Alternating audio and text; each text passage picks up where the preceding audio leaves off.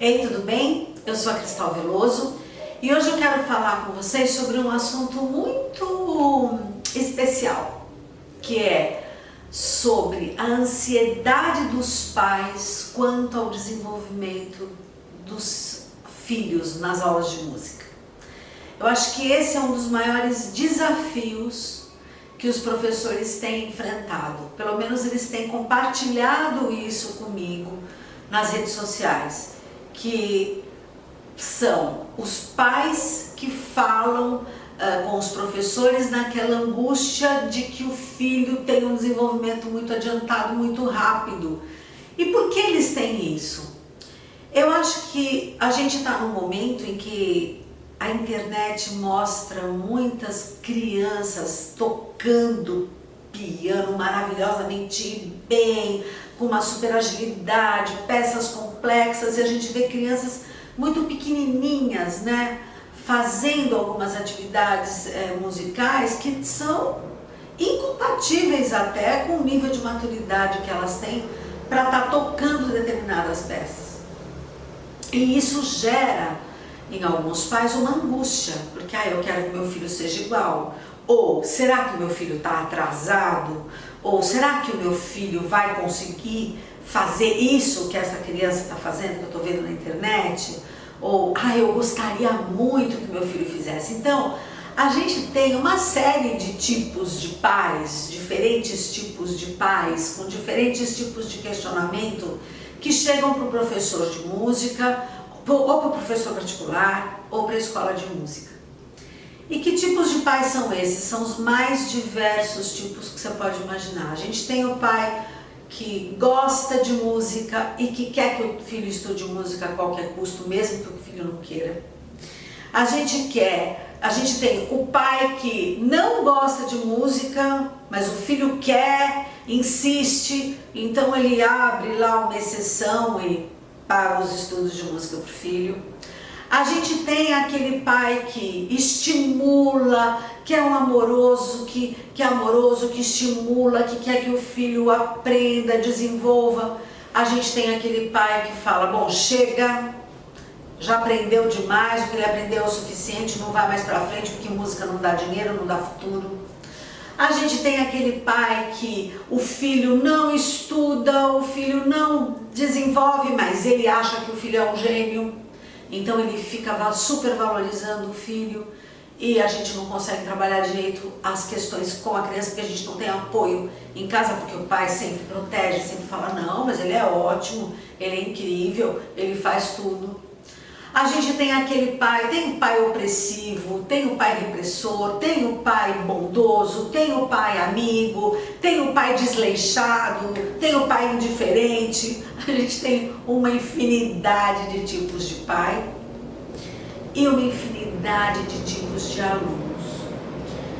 O que a gente aprende é que existem papéis muito complementares, né? A análise transacional fala, né?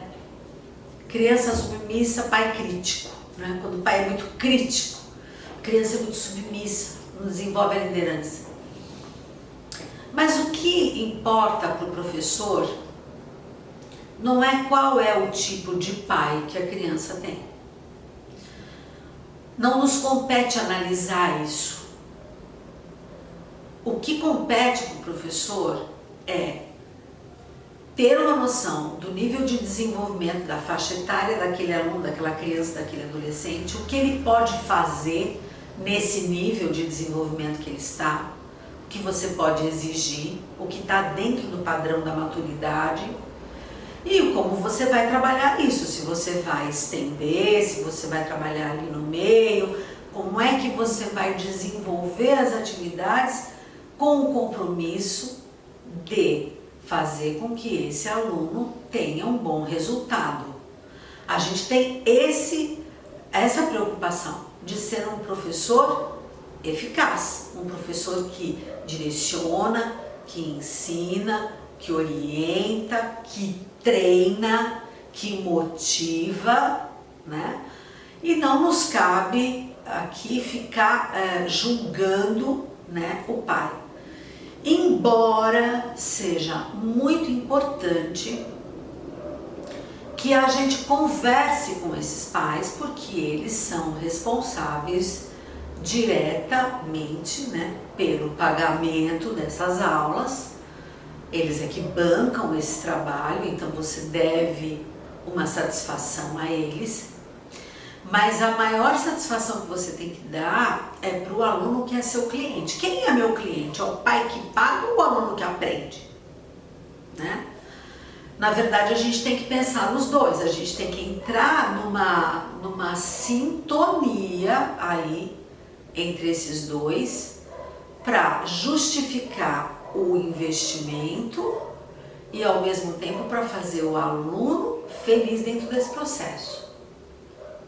Se você tem um aluno que não quer de jeito nenhum estudar música, mas o pai quer porque acha que é importante para ele, para a educação dele, que ele estude música, então você vai ter que levar em consideração que este aluno não está muito afim, não gosta e vai ter um desenvolvimento muito, muito lento e vai te dar muito e muito trabalho. E o pai, sabendo que o filho não está afim, vai ter que ser muito paciente, tanto quanto você como professor.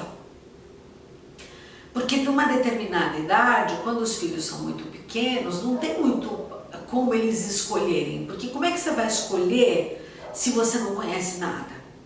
Então, às vezes o pai fala, meu filho não quer fazer, mas por que ele não quer fazer? Às vezes não é porque ele não gosta de música, não é porque ele não gosta da atividade ou porque não gosta de você, é porque é preguiçoso, porque tem preguiça. Mas por que tem preguiça? Então vamos perguntar, vamos ver qual é a rotina. E aí você começa a descobrir que essa criança faz informática, idioma, esporte, ciência, aula de reforço na escola e música. Aí você vai descobrir por que a criança não quer fazer aula de música ou porque ela não rende. Porque ela está sobrecarregada, porque ela está superlotada de coisa. Então como é que ela vai efetivamente produzir bem? Então existe hoje no coração dos pais uma ansiedade muito grande de garantir que os filhos tenham sucesso no futuro. E para ter esse sucesso, eles acham que eles têm que oferecer 1000 oportunidades e exigir deles como se exige uma disciplina de exército. E não é assim que as coisas funcionam, né? Então esse é um tipo de pai, que é aquele tipo de pai ansioso com relação ao futuro. Como se a gente pudesse controlar o futuro. A gente não pode controlar o futuro. A única coisa que o professor pode controlar é a sua aula, é aquele tempo, aqueles 50 minutos, 1 hora que ele fica com o seu aluno, ou com os seus alunos, se for aula coletiva. É ali que tem o controle. E aí, nesse tempo, tem que ser um tempo que respeita as condições do aluno. Se ele já está muito cansado, não adianta se forçar a barra, você não vai conseguir chegar lá na frente. E aí, como trabalhar com esse pai? É conversar com este pai e fazê-lo enxergar o que está acontecendo. Fazê-lo analisar isso. Nem sempre é fácil. Às vezes eles resistem, às vezes eles não aceitam e falam, essa professora é mole demais, eu vou tirar de novo, né? Agora, tem também aquele pai que viu a criança tocando lá na internet e fala, mas meu filho tem talento, meu filho é bom, e às vezes o menino não tem talento mesmo. Mas ele vai lá e fica querendo que a criança estude naquela disciplina ferrenha, vai estudar muitas horas por dia e procura fazer isso dentro do horário dele. E não é assim que funciona. Criar disciplina de estudo é muito importante. É importante que a criança, que o pai, que a família ajude a criar disciplina de estudo. Mas isso tem um tempo que a criança aguenta estudar, tem um tempo de acordo com a faixa etária, com o nível de desenvolvimento que ela está. Não é assim, de qualquer jeito. Então, nesse sentido pedagógico, quanto tempo a criança estuda, quanto tempo a criança vai trabalhar com um determinado tipo de exercício, você, professor, é responsável por isso. E aí, eu acho que você não deve ter interferência, né? Porque eu também acho muito importante a criança aprender a estudar sozinha. Embora existam metodologias que cobrem, né, que o pai esteja presente estudando com o filho. Existem metodologias até orientais em que o pai assiste a aula junto com o filho, aprende junto com o filho e ele tem que estudar junto com o filho.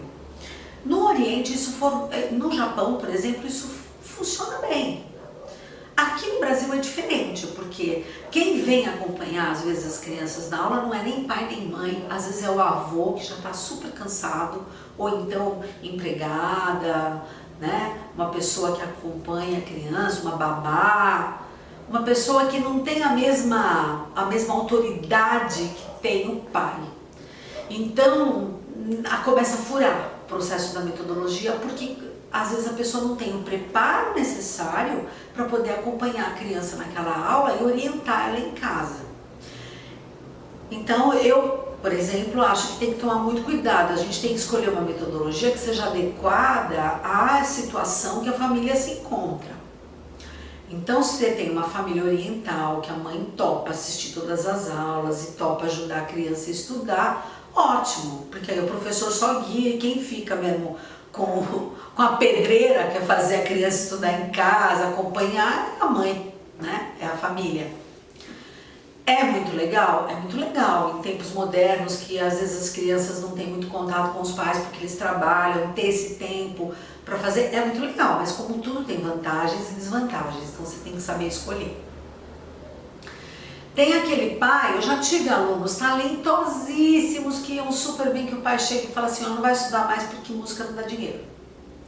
E ele já está na fase do pré-vestibular, vamos acabar com essa papagaiada, porque foi uma coisa que aconteceu comigo também, pessoalmente, né? Mas eu tive condição de bancar o meu estudo a partir do momento que eu falei, não, então agora eu vou trabalhar e eu vou bancar os meus estudos. E eu faço isso desde os 14 anos, então naquela época era possível. Mas hoje a vida do jovem está mais difícil do que estava na minha época, porque hoje o jovem que trabalha, raramente ele consegue pagar os estudos dele com o dinheiro que ele ganha no primeiro emprego, no segundo emprego. É difícil o jovem que ganha o suficiente para manter os próprios estudos e tudo mais. Então são tempos diferentes, tudo mudou. Então uma das coisas que eu acho que a gente deve pensar é que o professor, embora a gente não seja psicólogo, a gente tem que ter conhecimento de psicologia e a gente tem que conversar muito com os pais e com os alunos e entender bem a realidade deles, de como é que essa família funciona, para você poder orientar essa criança bem. Então, é lógico que quando chega na primeira aula, você conhece pouco, você vai conhecendo conforme o tempo vai passando. E aí passa uns 2, 3 meses, esse pai, né, chega para você e fala assim, mas quando é que ele vai tocar tal música? Quando é que ele vai poder apresentar alguma coisa? Então tem toda essa ansiedade. E muitos pais não aguentam o processo, né? Tiram. Eu já tive muitos pais que tiraram as crianças da escola, na época que eu tive escola, porque eles achavam que estava demorando demais. Eles queriam que a criança já tocasse determinadas coisas que eu julgava que elas não tinham ainda maturidade para fazer, e eles resolveram tirar a criança da escola. Eu sinto muito, a gente lamenta, mas você não tem isso na sua mão. Agora, tem um tipo de pai que é muito ruim também, muito nocivo, que é aquela criança que não tem uma super evolução, tem uma evolução pequena, curtinha, mas ele super valoriza, ele valoriza demais, ele valoriza tanto que a criança acha que o pouco que ela faz é o suficiente. E aí você está educando essa pessoa a achar que o pouco que ela faz é o suficiente. Mas como saber que ela pode fazer mais, né? Se ela é uma criança que ela não tem muitas atividades extracurriculares, que ela tem lá o tempinho para estudar, que você determina, e ela não faz isso, ou pior, ou a criança que nem tem tanta facilidade, que ela não estuda porque ela consegue andar, então é mais um sinal de que o pouco que faz é o suficiente. Essa criança cresce achando que sempre o mínimo é o suficiente. E a gente vive num mundo que às vezes o nosso máximo não é o suficiente. Então é muito difícil lidar com essas coisas. Como lidar com isso, né? Eu aprendi ao longo desses anos, né, na minha experiência, tanto como professora, tanto como gestora, como dona de escola, como coordenadora de professores, né, treinando, eu aprendi muito ao longo desses anos e batendo muito a cabeça que as competências mais importantes para o sucesso normalmente não são as competências técnicas que a gente desenvolve. Então, às vezes você tem aquele aluno que é gênio, que toca pra caramba, que tem uma agilidade incrível, que tem uma super concentração, que fica lá estudando horas o piano, a flauta, mas ele não tem uma competência relacional.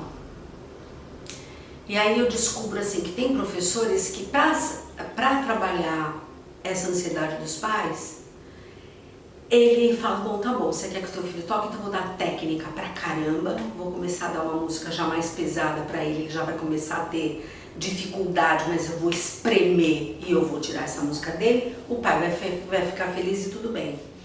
E a criança, como é submissa, vai se submeter a isso, né? Uma criança que é menos rebelde vai se submeter a isso, vai ficar cheia, não vai gostar, quando puder vai se livrar da música, de você, do trabalho, mas para atender uma necessidade do pai ela vai fazer. E aí você desmotiva e você perde, a gente perde esse aluno para música, inclusive. Ele não aguenta nem ouvir concerto, quanto mais estudar. Então não é um negócio legal da gente fazer. Por outro lado, a gente tem aquele velho ditado, né, que tudo que é demais enjoa. Então, o legal é trabalhar sempre, devagar e sempre. Cada um no seu ritmo, no seu tempo. E conversar com os pais. As reuniões de pais, elas servem para isso, para você colocar para o pai todas essas questões que eu estou te dizendo. Que para essa criança ter sucesso, mais do que tocar bem, mais do que tocar uma música muito complicada, ela precisa saber se expressar e isso a música vai ajudar. Ela precisa ter um raciocínio rápido, isso a música vai ajudar. Ela precisa ter concentração e isso a música vai ajudar. Né? Mais do que tocar muito rápido ou tocar peças muito importantes. Existe toda uma série de competências que a música ativa no cérebro que são mais importantes do que aquilo que elas vão tocar, do que aquilo que o pai espera que elas toquem. Então, isso é uma coisa importante de se dizer para os pais. Segundo, que existem competências relacionais, de relacionamento humano mesmo, que não é sentado numa sala 8 horas por dia tocando piano, tocando flauta ou estudando instrumento que você vai desenvolver. Você precisa, hoje o mundo exige, eu falo que hoje o mundo não exige mais o que se exigia no século XIX, o músico que tocava 8 horas por dia. Eu fiz isso na minha adolescência, eu cheguei a estudar 8 horas de flauta por dia. E eu digo a você, foi importante tecnicamente para mim? Foi. Mas foi muito mais importante quando eu saí para ver o mundo. Porque nessa brincadeira eu acabei sendo uma adolescente que tinha pouquíssimos amigos. Porque enquanto estava todo mundo curtindo a disco na minha época, eu estava sentada estudando o concerto de Vivaldi. Foi legal para minha carreira enquanto musicista? Foi. Mas eu sofri muito com relação à questão do relacionamento, com relação à questão de estar conectada com aquilo que acontecia com os jovens da minha idade. Então é importante a gente ter essa visão, ter esse olhar, né? E falar para o pai isso. As pessoas que eu conheço que têm sucesso hoje, elas têm muito mais competência comportamental do que competência técnica. Não estou dizendo que a competência técnica não é importante. Mas eu vou dizer para você que aquela criança oriental que você vê sentada na internet tocando uma sonata de Beethoven aos 5 anos de idade, essa criança provavelmente não será um adulto de sucesso. Porque para ser um adulto de sucesso você precisa saber se comunicar, Você precisa ter empatia. O que é empatia? Conseguir entender o outro, conseguir ver o que o outro precisa, né? E o artista tem que ter esse feeling. Como é que você está tocando para uma plateia, você não sabe se essa plateia está com você ou não? Isso você aprende com o tempo, fazendo esses exercícios. E não é tocando só dentro de uma sala de aula, é se relacionando. Então existem competências que são muito mais importantes hoje do que a técnica, porque a competência técnica você treina. E a competência comportamental você vive no dia a dia e você desenvolve com o tempo. Então é muito sério isso que eu estou te falando.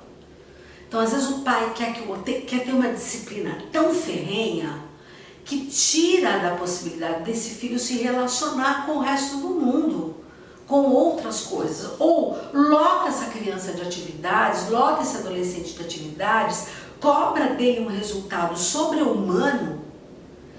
E eu posso te garantir que esse pai provavelmente não foi uma criança que fez tudo isso que ele está exigindo que o filho faça, porque é uma ansiedade que tem. Perdão. Então, olha só, quando você for trabalhar com o pai, com o aluno, antes de mais nada, converse com os pais. Quando você estiver acertando a aula, chama o pai para conversar primeiro e já fala como é o seu trabalho, o que você vai precisar de ajuda e no que você não quer que interfira, porque é importante isso. Saber a rotina da criança para ajudar a estabelecer um ritmo de estudo e mostrar isso para o pai, para que ele interfira menos e para que ele confie em você, para ele entender o processo. A segunda coisa que eu acho que é legal fazer com o pai é fazer com que ele participe de uma aula, onde ele vá aprender um conceito que você já ensinou para o aluno. Porque aí o pai vai participar da aula percebendo exatamente quais as dificuldades que o filho tem. Eu me lembro de uma vez, de uma criança que não queria se apresentar de jeito nenhum. Chegou na hora de apresentar, ela embatucou, travou as 4 rodinhas no chão e falou: daqui eu não saio, eu não vou me apresentar. E o pai entrou na coxia do teatro, cuspindo fogo: você vai se apresentar. E eu interferi. E eu perguntei para o pai: você já se apresentou em público? Dá uma olhada na plateia, você já se apresentou em público? Você já tocou alguma coisa em público? Não, eu não estudei música. Eu falei: então você não sabe o que ele está sentindo. Vai com calma, senão ele nunca mais vai querer ir. Se ele não puder apresentar hoje, não tem problema. Então é sempre procurar colocar, porque às vezes os pais exigem coisas dos filhos que eles nunca viveram. Outra coisa que é importante você deixar claro para o pai é que às vezes os pais têm expectativas com relação aos filhos no estudo da música, mas eles nunca estudaram música, eles não conhecem música. Então como é que você vai ter uma expectativa acertada de uma coisa que você não conhece? Isso é uma pergunta que eu faço para os pais. Quem desta sala já estudou música quando criança? Às vezes 1 ou 2 pais levantam a mão. E aí a gente fala: então, como é que você pode ter uma expectativa de uma coisa que você não conhece, mas que você tem uma vaga ideia? Então você promove no pai uma reflexão. Ele vai refletir sobre as suas próprias expectativas. E isso faz também com que o pai confie mais no seu trabalho, porque tudo isso é uma questão de confiança. O pai precisa confiar, porque afinal de contas você está lidando com a pessoa que ele mais ama nesse mundo. Pode ser um amor torto, pode ser um amor doído, pode ser um amor do jeito que for, mas é amor de pai.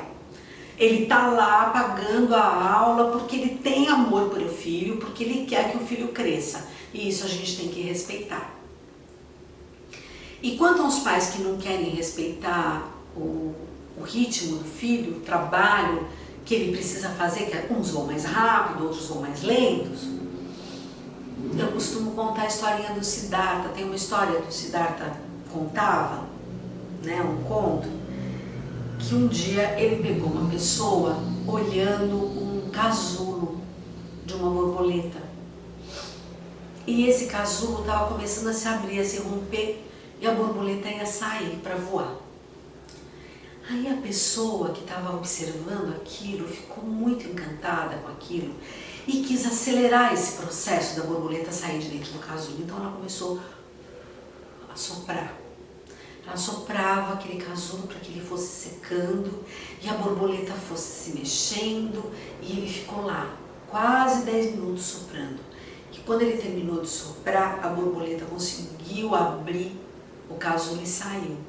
Só que qual não foi a surpresa dele? Que quando a borboleta saiu, ela saiu torta, com movimentos bambos, completamente desconexa. Ela não conseguia abrir as asas direito, porque não foi usado o tempo certo da natureza para que o casulo amadurecesse, para que as asas secassem e ela tivesse força suficiente para abrir as asas e sair voando. E essa borboleta morreu antes de dar o primeiro voo.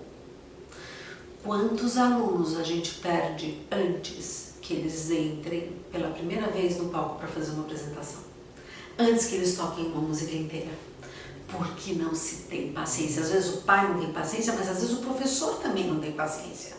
O professor entra naquele padrão mental da escola, do pai, que tem que apresentar um resultado, que acaba não respeitando o tempo da criança. Então aí, ou do adolescente.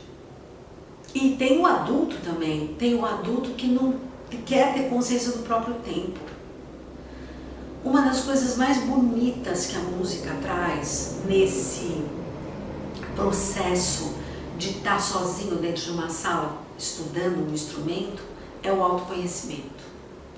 Esse é um dos grandes ganhos que o estudo da música traz. E isso acontece no tempo. Eu sempre falo para vocês, as mensagens vêm em rede, mas o aprendizado acontece de um instrumento, acontece no circuito, é no tempo. É um tempo de cada vez. Então, a gente tem que aprender a valorizar os processos. Essa ansiedade os jovens também trazem hoje, porque eles não querem viver processo, eles querem tudo assim, ó. Igualzinho eles apertam no videogame.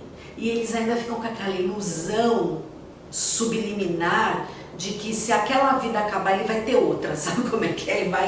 Ele vai poder, se morrer, ele vai viver de novo para poder fazer. Não é assim que funciona.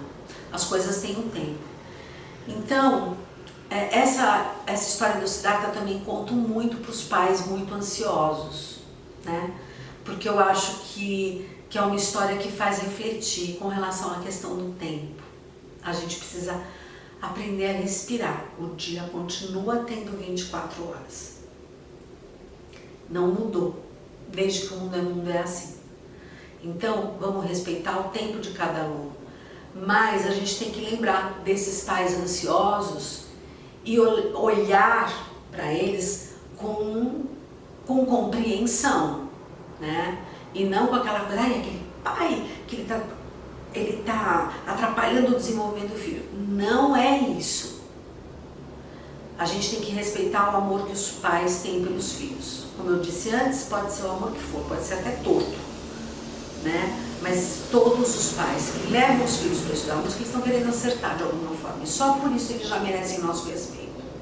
Então, você tem que conversar com eles, trazer eles para o processo, faça com que eles vivam determinadas experiências, que eu acho que vai ajudar muito a gente a vencer esse desafio dos pais ansiosos com relação ao desenvolvimento musical dos seus filhos. Se você gostou desse vídeo, deixe o seu comentário no By Cristal Veloso, ou no Facebook, ou no Instagram, ou no YouTube. E aí qualquer pergunta que você tenha relacionada a isso, eu vou ter um prazer enorme em responder. Te espero no próximo vídeo. Até lá!